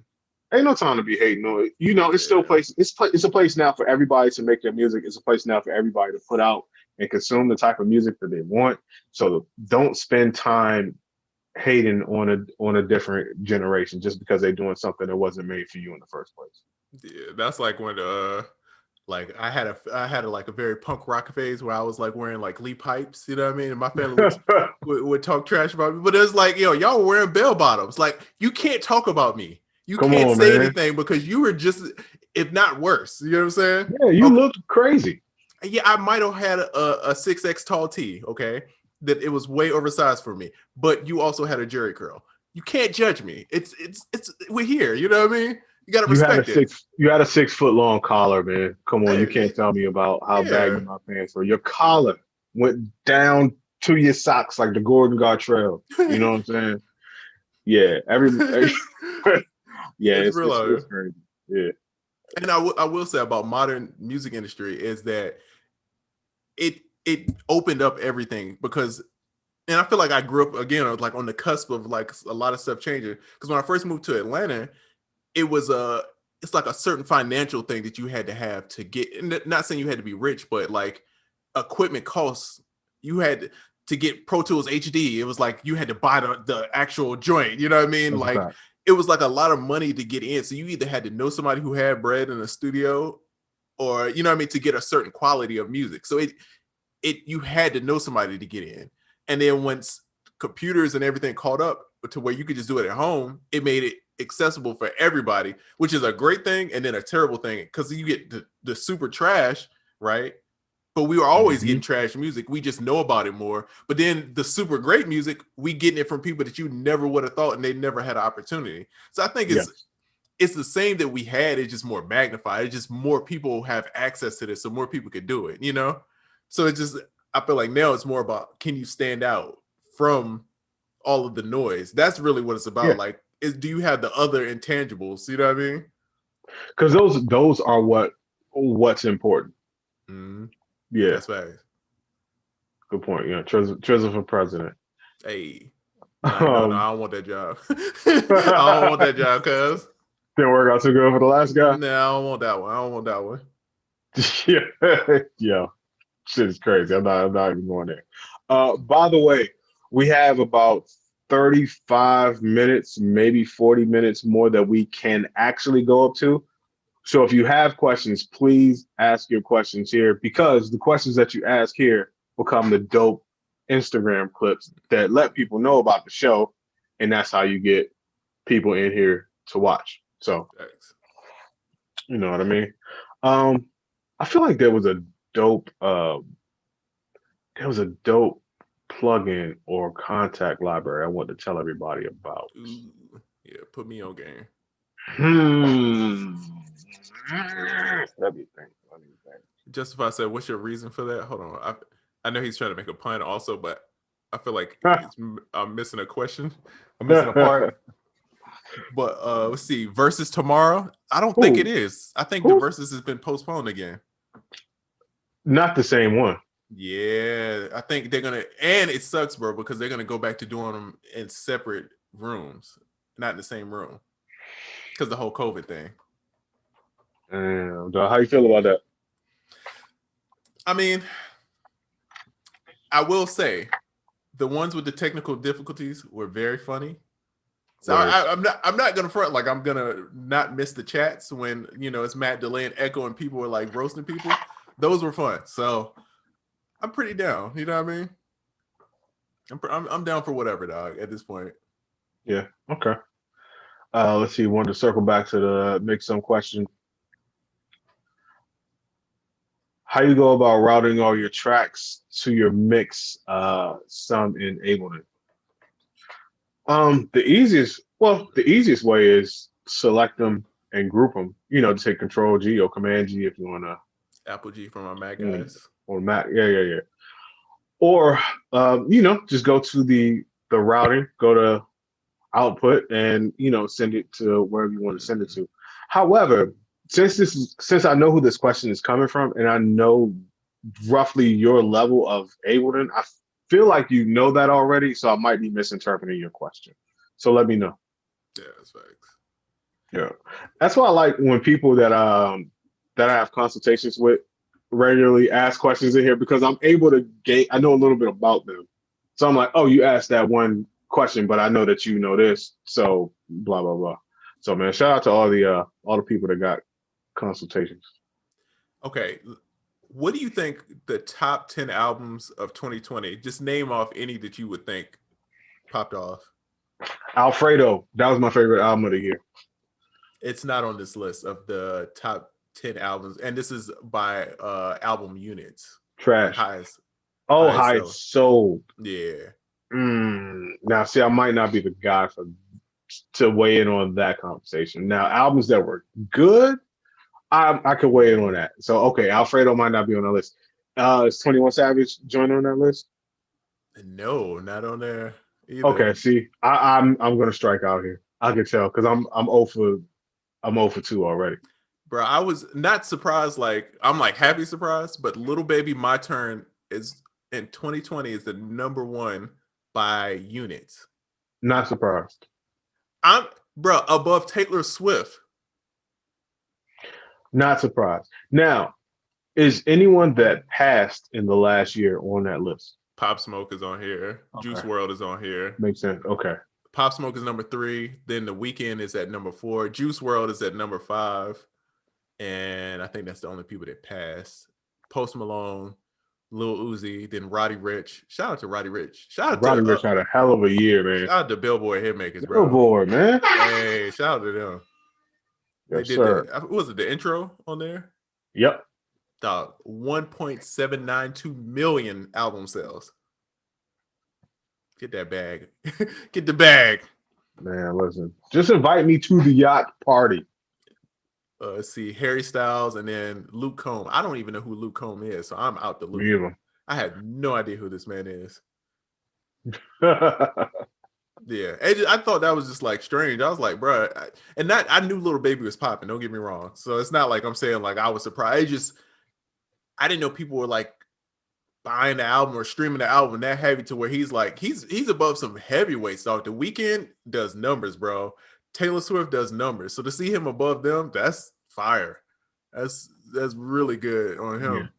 Yeah. Facts. Wow. All right. I was gonna stop guessing on that one. I was doing horrible. Jay Yeager Solomon. You got a long name, but you have an interesting question here. It says here, I got a question. When you sample from vinyl, do you sample the music progression or utilize the audio recording of the sample to reprogram a new progression? I get what you're saying. I don't. So don't say it one more time because I didn't. So this I'm going to paraphrase what I think he's saying. When you sample from vinyl, do you basically sample a loop as it is, or do you always take a loop and chop it up and reprogram it to sound differently? Oh, I guess. Well, I'll let you answer it. Yeah, with me, when it comes to sampling from vinyl, it's going to depend on the sample, and it's going to also depend on how I hear the beat in my head. One of the things I used to really pride myself on was finding unique samples that nobody had. They would just sound super crazy as they are. And to me, there's equal value in finding just the most insane loop that nobody's ever used before as there is, into taking a loop and then just chopping it all to hell and turning it into something unrecognizable or something totally different. To me, both hold equal value. So it would really depend. But in instances where I thought that the sample I found was so good, so rare, and so dope, I would take pride in not rearranging it. Yeah. And okay, so it kind of has to do with the question. And that question made me think about this. Mm-hmm. So I had to work on some pop records, right? And I've been on my completely super ratchet trap vibes lately. So I haven't been making I haven't made a pop beat in a while, right? And that was like my go-to.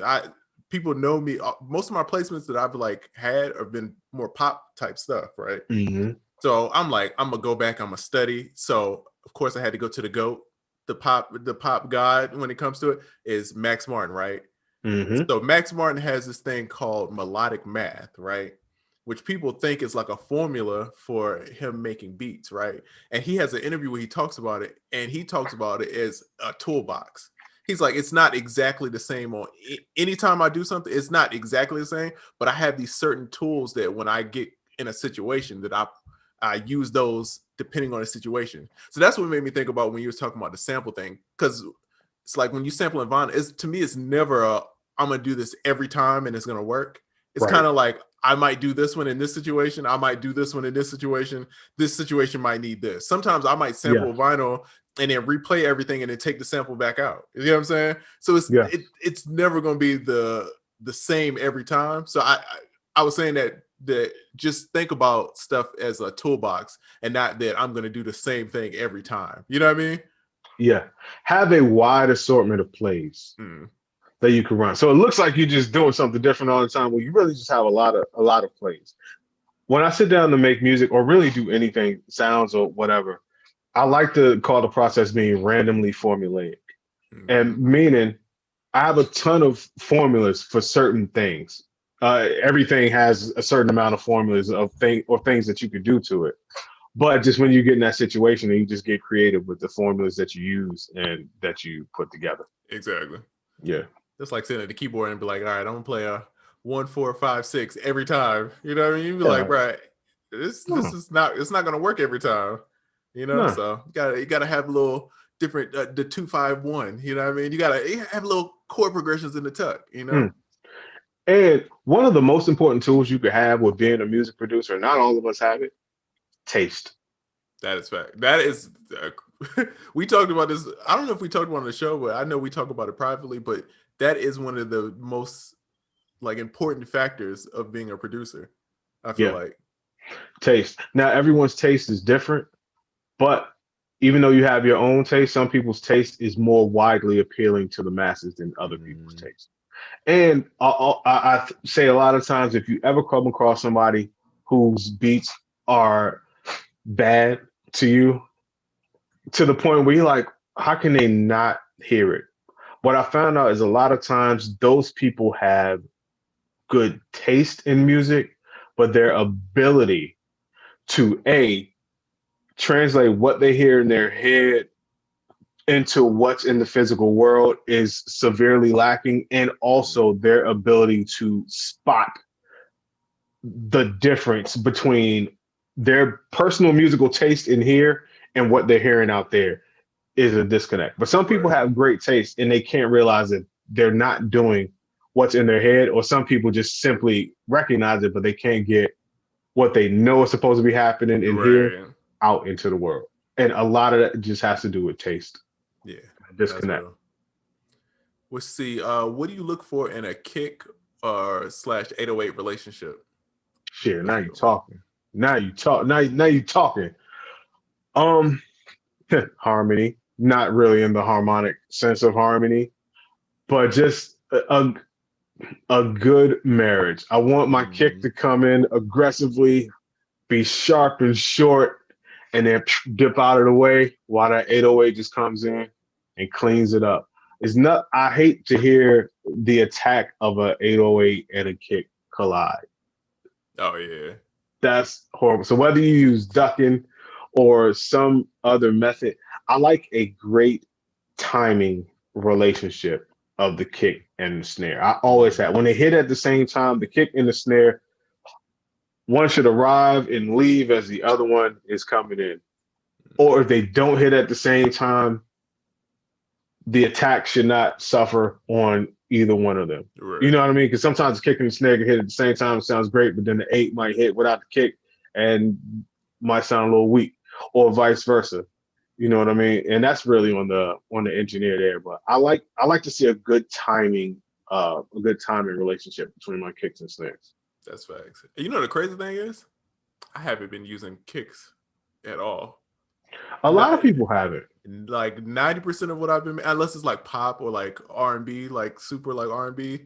One, it depends on the tempo, because I feel like too that the kick and 808 relationship depends on the tempo. Because if you're doing something like a little faster tempo, I feel like you need a certain kind of kick, and if something's slower, you know what I'm saying, or if you're gonna use a big like kick, like it's got a lot of bass to it, then you have to adjust the 808 towards that. You get what I'm saying? Yeah. Something's got to suffer because it's going to be a lot of frequencies taken up. But that's a good point. Yeah, I just been when I'm making like super ratchet, bro. I ain't been using no kicks. It's like I got my shoes off, just all socks. You know what I mean? No kicks. Yeah. Realistic, you are absolutely right. We have some blogs and videos on the relationships between kicks and 808s. We do. We have about 2 or 3 great blogs and tutorials. You know how to mix a kick with a 808, how to tune them, how to get them all together. You know, just hit up SoundOracle.net. Look on blogs and tutorials. Search for 808s. You'll see what's popping. Realistic says just been using 808s too lately. Just easier to mix. You know, that's facts. And for me, it's like I want my 808 to take up as much room as possible. Mm-hmm. And if you got a kick there, normally the kick is king. You know what I mean? So it's like if I got the kick there, I'm still something's gonna suffer. You get what I'm saying? So it's like just not put the kick in there. Facts. Turn that 808 all the way up, and we good. You know, but it too depends on the genre too. Like, I mean, I'm sure you could get away with it on a pop record, but I feel like that you need that kick and that snare on a pop record. Like that's what's going to drive it, you know? Right. Yeah, I'm with you. I wouldn't go kick less like all throughout every genre, but if you're getting your ratchet shit on, yeah, kicks are not the move right now. Indie news. Do you think I care what you think, bro? Oh yeah, I was looking at this clown right here, man. Get the fuck out of here. If you start to think we cap, why you keep coming in here? Yeah, he wanted attention. Guys, let's give him attention. Round of applause. Give him attention. Give him attention. Round of applause. Okay, it's all right. It's the guy with the clown nose on. That's what we're talking about. It's okay, man. He needs a hug. He doesn't have any friends. He's lonely in the quarantine, okay? He just needs something to say. Let's give him some little attention. Okay, it's enough attention. Okay. See, side chaining. Side chaining is a great way. Yep, that's ducking. Yeah, side chaining for sure. Justin, the little attack boy. I mean, it's a bunch of different ways, but a lot of it too is just figuring out what complements. If you're gonna use a heavy 808, use a little punchy. Oh snap! Oh shit! God! Woo! Call myself. Caught him. But little punchy. Some people just use their little. You know what I mean? Yeah, just a little attack, just a little bit of attack. That's all. That's all you need. Yep. Facts. Hold on, let me see what else we had. See, oh, did you see the Square is talking about buying Tidal? I did. Mm-hmm. I did. How much do you have any Square stock? No. Well, not that I'm holding, but I will. I should. Yeah. I do a little options, boys, for the most part. So I'm only holding like long term certain stuff, but Square's been good, man. And then again, it's a company that I use. You know what I mean? Yeah. Because they own Stripe. Yep.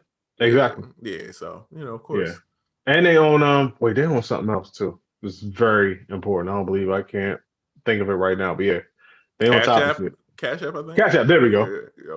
The Cash App. Exactly. Yeah. So I got a little Square in the portfolio.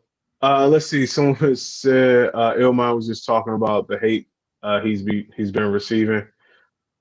He's been getting. Had to mention it on his stream today. Yeah, it's haters out there. It's always a fucking yo with something to say all the time, man. All the time. It's crazy because you got to think of Illmind, for example. Super influential. It's what comes to the sound game, right? Production credits galore, right? Facts. But then it's always going to be a random trying to tell him what he's doing wrong. No matter what you do. Yeah, so it's like, bro, if people ain't hating on you, you're not doing something right. You know what I mean? So that's the way I look at it. Like, bro, I know what I do. Yeah. Some random guy on the internet telling me, did he think I'm cap? Bro, you might think I'm cap, but these people just cut these checks and how I'm living is nothing cap about it. So, at the end of the day, it come with the game. You know what I mean? It's part of the territory. Listen, man, in 2021, do not let these haters knock you off your square at all. Because, listen, the world is getting weirder. More people have access. There's less repercussions to people being assholes. So people just gonna start pulling up more and more and more. Like homeboy in the chat, just saying random shit. Now, this motherfucker could have just as easily said something nice. Hey man, first time in the podcast. Thanks for doing this, sharing with the community. Whatever. What do you choose? Hey man, I don't see no. You can't give that type of thing any type of power over you or anything this year or any year, because it's people like that. They're miserable. They don't have much. They just want to have a good time. They in the house. They ain't got nothing to do. You know, the ladies don't love them like Cool J. Whatever the problem is, Right. they're gonna just pull up with negative shit to say, and they're gonna douse your day. Then they're gonna go on about their business and douse somebody else's day. So in 2021, and this is to y'all. This is to Illmind, head up and all that. Damn these haters, bro. And I'm gonna get off after this, but you can't take the visual stuff as a sign of success, right?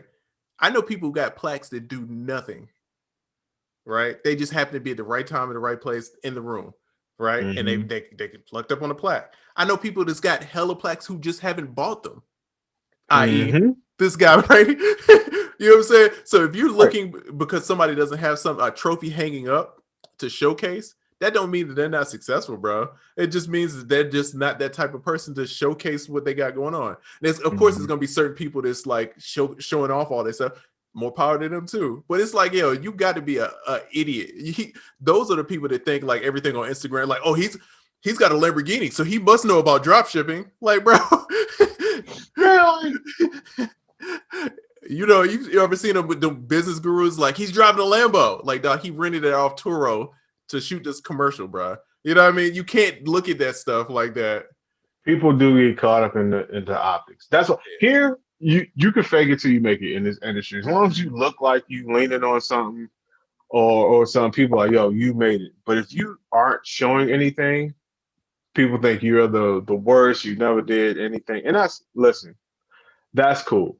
And what do you think Steve Jobs would have said? They're like, yo, man, look at your clothes. You ain't got on no Louis. You ain't got no nothing. What's up with you? Like, fake shit don't bother real people. That's facts. And he's one of the people that we be seeing and you know, and it's to be like, oh, I didn't mean it, bro. Oh, you know, always just playing. He's one of those guys. Oh man, you know what I mean? My inbox is full of people that was just playing. Oh man, it was just playing. Diego said, I've been faking until I made it my whole career. Come on, talk about it. Hey, talk about it. If anybody done figured it out, bro, this man Diego done figured it out. My dog done got it. Come on, man. Talk about it. Realistic said, pandemic even brought the hustler out of you. I can't read this last question. I'm gonna say what brought the weirdo out of you. That is facts. Yeah. Yes, indeed. Young Maya in the building. What up? Young Maya, what up, yo? Let's see. Slim Trill had a question. Hold on, let me find it. He says, what's the old way of mastering versus the modern way of mastering? And personally, how do you determine what's important in your songs? Now that's a realistic question. The old way of mastering versus the new way of mastering. That's facts. Yeah. Wait, hold on. We got a birthday boy in the building. Hey, come on, man. Just Be Man, no DJ. Shout out to my brother. Yo, span them hearts for Just Be Man, no DJ. It's his birthday. He turned 106 today. Span them hearts for my man.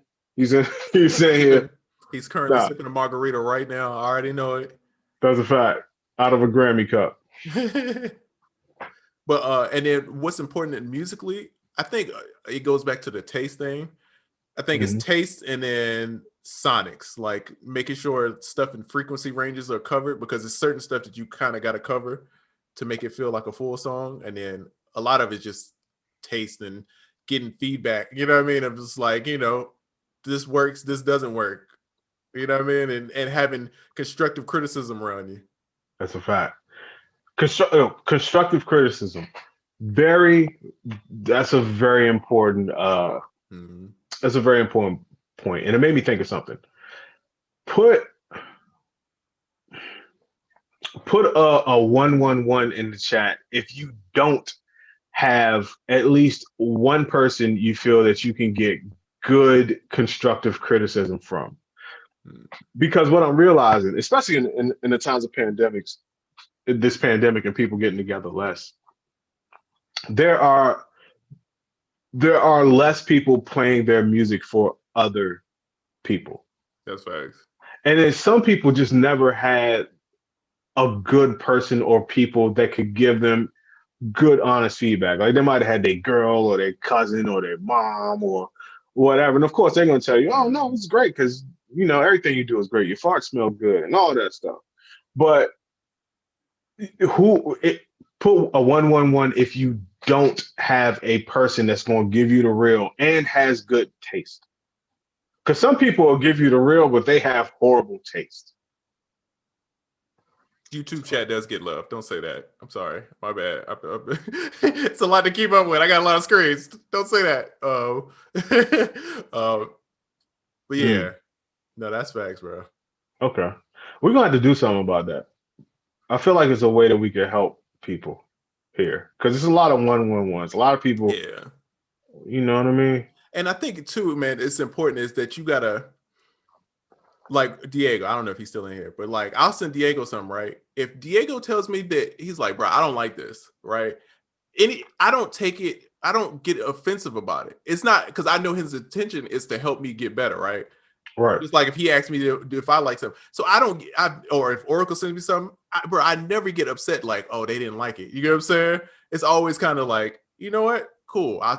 Let me see where you're coming from because I trust in that person's taste, right? That if I do something they don't like, then it's kind of like, all right, maybe I should look at this. You know what I'm saying? This is why I'm coming to you for your expertise. But I noticed that some people get so upset, bro. They taking it so personal of like, you know what I mean? Like, oh, this person said they ain't like something. It's like, no, bro, you got to use that to get better. Like, it's not that feedback isn't 100%, but you should take heed of it. You know what I mean? And just be like, all right, cool. Maybe I can work on that. And then next time you in there. And to me, that's how you get better quickly. You know, it's like I always try to ask, like, what can I do better? Like, if I'm learning something, it's like, what can I do better? What can I do better? Yes. And that's my approach about stuff. It's like, all right, I didn't do this well. What can I do better about this? And after a while, bro, I'm telling you, you'll start picking up, start learning different stuff quickly. Because especially if you're not afraid to ask. I'll ask people, bro, I text Busy, was it yesterday? Bro, I will text people like, yeah, what do you think about this, and this?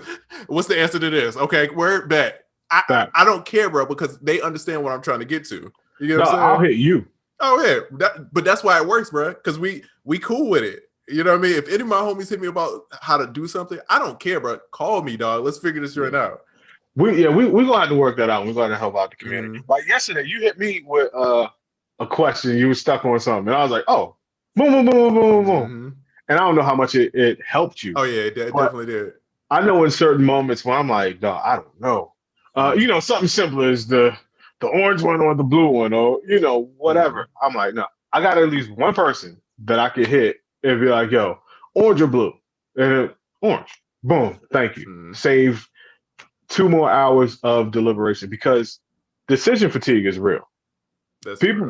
People be acting like it don't exist. Decision fatigue is real. But aside from decision fatigue, I think everyone needs at least one trustworthy person with good taste that they could ask stuff from. But you also have to be the type of person, as Triza was talking about, to not be offended when people don't like stuff. And everyone here is going to claim that they're not the type of person to be offended when people don't like something. But let's keep it a buck. We are artists. As producers, still, we are artists. Artists are sensitive about their music and, you know, the most sensitive people on the face of the earth. But you got to have a certain type of thick skin to not let that shit bother you. And when you feel something getting to you, just remember it's all in the name of getting better. And remember where you want to go. When you think of where you want to go, do you think that there'll be less people judging you or more people judging you? That's right. So if you can't handle it a little bit now and it's getting your nerves all bundled up, then get used to it, or else you might not deserve where you want to go. That's facts. Okay, hold on, bro. We gotta give YouTube chat some room. It was my mistake because I accidentally covered it up with the Zoom thing. I don't have my extra screen hooked up today. It's to be shamed. It's my fault. I'll take the L for this one. It's a Studio 1.5 is dope. It is. I don't know. I had to look into it. Let's see. Is it Secret? I want to make sure I'm saying your name right, bro, because you're always in the chat. He says, "Is there an online resource for only MIDI files of all genres? People are starting to ask me for country and folk stuff, and that's new to me." Coming. That's all I can say. Coming. Yeah, not that I know of for all genres that are like legit, like that you can get some good stuff. I don't know of any. Yeah, I don't know of any, bro. To be honest. Hey, but if the demand is enough, hey, I can make a country. I can make a country simple. That ain't nothing. Let's see. Hold on. Let me see if I'm missing anything else. I just want to make sure I'm covering my bad, guys. That was my L. I see it now too. I'm in this chat. Which EQs type plugins do you guys like to use? To be honest, bro, I've been using the standard Fruity Loops joint, and then I use the Fab Filter joint sometimes. That's what I was gonna say. Either the stock joint or Fab Filter. Anything else, I'm like, what's the point? Yeah, that's real. Let's see. Isn't there a website they'll convert tracks into MIDI? They are, but a lot of times there aren't. It's kind of like Ableton. I will say the only thing about Ableton, that harmony to MIDI, depending on what the audio is, because sometimes it's perfect and sometimes it's horrible. Yeah, that type of technology, it's not quite there yet. Yeah, like it's there, but it's in terms of working. I determine something to be sure shot or of good quality when it works 98% of the time. And I would say, like, even as you mentioned, like the Ableton harmony to MIDI, about 40% of the time you won't get what you want. If it's like pianos or guitars, I feel like it does it well. But if it's like, say you got like RC color on it, or something that's like got a little detune to it, it'll add all these little notes terrible in there. Yeah. Or something with like multiple instruments playing, or anything with any articulation, you're done. It's going crazy. You are done. And it's just indicative of the times that we're in and the how the technology is now. But one day soon, actually, it's going to be on point. Yes, sir. What up, Quintendo? I see you in the YouTube. Young Quintendo. Yo, shout out to Quintendo. Always, yes, bro, been helping me out lately with the site, man. Yes, indeed, you, bro. Appreciate it. Real quick, because we're going to get off here soon. These names here. Where is my joint? Pass the joint. Pass the jam. Turn it up and play it. Go to the other phone. It's the jam. It's the jam. Had to go to the other phone. All right. The winners of the free sample packs and courses for a year. Yes, indeed. So in case you did not know, anyone that participated in our holiday sale over the last 2 weeks, all you had to do is spend $40 or more. You were automatically registered to win free sample packs and courses for a year. Here are the winners. We have. Go ahead. First, I applaud you on that marketing. That is great marketing. I'm upset that I didn't think of that myself.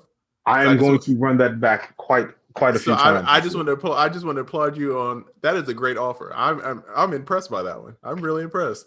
It's one of those ones I'm like, okay. My bad. I didn't mean to interrupt the no, spiel. No. Well, yeah. No. Interrupt with compliments anytime you feel. So I'm not gonna say the people's last name. I won't put anybody's whole government name out there, but we have Ralph M, DJ L1, Chris H. All these people will be emailed after the show, by the way. Who's this? J A Y, last name starts with J. And one last, we have Greg M. And and we have one more, Ricky P. So shout out to all these people. They will be emailed immediately after the show. And it's really that simple. These people I just named, because they bought something during our holiday sale, they will receive every single thing we come out with this year for free. anything between now and December 31st of 2021, they will get for free, whether it's a course, whether it's a plugin, whether it's a sample pack, just random stuff, they're going to get it. They're going to get it. So I do plan on running this a couple more times this year because people seem to like it. And, and congratulations to the winners. Thank you to everyone who participated. And, hey, we're going to run it back, man. And shout out to Young Realistic as well. Hey, I'm impressed. Thank you, sir. Y'all see what would get me excited? It's like marketing offers and stuff. I saw that offer. I'm like, that's a good ass offer. That's it right there. Come on, man. Y'all can talk about plugins and stuff. I'm like, yeah, okay, yeah. Offer? There we go. We win it. Yeah, good offer, huh? Good offer. Nah, I appreciate it, bro. Hey, I might steal it, but it's all out of respect of Oracle. Yeah, it's our Star. Wait, hold on. Your name keeps disappearing. It is Star. I'm gonna call you Star. Said I wish I would have known about it. That's all right. It's coming back. It's coming back around. Also, Thanks. get on the newsletter, because not only did we do that today, I sent out an email about this podcast, and I reopened the page for a couple of hours for anybody that did not get a chance to participate. I reopened the page so that they had a chance to participate before this show started. Right. So, go to the site. You'll get a pop-up, a little spin the wheel pop-up. Just put in your email address on there, and then that way you'll be notified of anytime that we do cool stuff like this. Hey, shout out to young B Will, young Brandon. What up? Other Brandon, other homie. Hey, Brandon. What up? Oh, and man, y'all stay tuned, man. Me and Oracle been putting in the work, man. We're supposed to be on vacation, but somehow we figured out we start working again, but I feel like the vacation was good because I got to think about stuff that was like, oh, I've been meaning to do this kind of stuff, and then I had time to sit and figure it out. So I really feel like next couple of drops of some of the stuff we got coming out, it's gonna be great. It's not. I mean, we got packs coming too. But it's gonna be we got some other stuff that's gonna be great, right? And I feel like it's otherworldly stuff. Yeah, it's for everybody, man. So I'm excited. You know what I mean? So please stay tuned. Producer Power Summit's coming up. We yes, sir. Get that locked in, and we got some cool stuff, man. So I'm excited. I'm super happy about what 2021 business wise is gonna be doing. The community is about to go crazy. Facts. It's in the works right now. So. Our podcast producer is about to tell us to wrap it up because we've reached a crazy amount of time. So real quick, before we get out of here, and before we get into our plugs, I just wanted to say, everybody, if it's your first time listening to this podcast, thank you for coming. Hopefully you'll listen to every single one this year. If you like the podcast, whether it's your first time here or not, when you get off, tell people about it. You know what I mean? Just tell people about the podcast. This is, in my opinion, it's not even in my opinion, it's a fact that this is the best producer podcast ever. Facts. Ever out here in the, just out here existing in the world. And we're here to serve the community. I was about to say something. Take that, Producer Grind. No, I'm playing. Shout out to Producer Grind. They the homies, man. Definitely. Shout out Producer Grind, man. Yeah. Shout out to anybody else that got one. But yeah, man, listen, we're here to serve the community, man. We are here for you all. Man, hey, listen, love you all. It's a new year, and we just not starting. Young Triza, what you got for the people? Man, Producer Kid got some, new exciting stuff. Got some new packs coming. Well, I got some new stuff coming. Me and Oracle got some collabs coming out. So go to producerkid.com, check, get on the mailing list. I was about to start talking too much. I was about to, I was going to start thinking about it. Almost did the same thing, bro. Yeah. Almost did the same thing. Yeah, so, go to producerkid.com, check out some sounds. Some new stuff will be dropping soon. And then, Young Oracle, what you got? Man, listen, hit up SoundOracle.net as well. We have a lot of dope stuff coming soon. Check out the art of vocal mixing and the art of beat mixing if you haven't already. People are getting so much value from these courses. It's out here, man. It's changing musical lives and changing musical careers. In 2021, just look out for more stuff from myself and the team. And listen, man, we are here to serve the community. I can't say that enough, man. Yes, sir. And that's all I got, brother. So listen, it's been another episode of UnQuantized Podcast. Get on the mailing list, please. It's no mystery. About every Friday, usually, I'll send out an email reminding you of the podcast. And also, there's a place on there where you can fill out a survey to submit questions that will get asked on this show. Like I said, those questions become the clips, and those clips become what gets the producer community talking. So if you want to be the catalyst for what's trending and what's being talked about in the producer community, all you have to do is simply fill out that form every Friday from the newsletter or from my IG stories, and you'll get the whole producer community answering the question that you want to know and talking about the things that you want to talk about. Let's go. Oh, Slim Trill says, "Are we hiring?" Hey, bro, what do you do? yeah. What you got going on? What do you do? Because depending on what qualities, yes, sir. 2021 is the year of I'm outsourcing. I'm trying not to do some work. Okay. Listen, since we going here, and I'm sorry about the time. Young Beats Music, Young Realistic. As Shizza said, yes. Whatever you do, let us know. It's the outsource year. I'm looking for also sound designers and musicians. Let it not be a mystery this year. I'm looking for sample makers, sound designers. It's time to expand. You going there? You going there? I'm going there, cuz I'm going.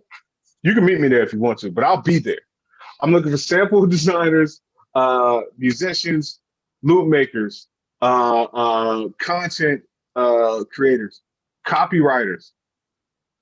What you got? Yeah. What you got? Let's work something out. I'm looking at video editors, social media managers. You know what I mean? Let's see, content. That's really the main things.